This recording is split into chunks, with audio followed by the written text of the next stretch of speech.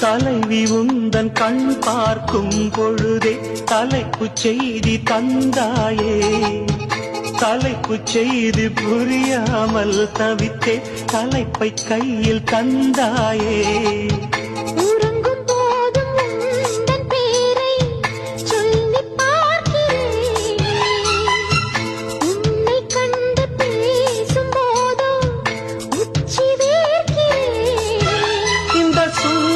வார்த்தைகள் தந்தது யாரடி உன்னை கேட்கிறேன்.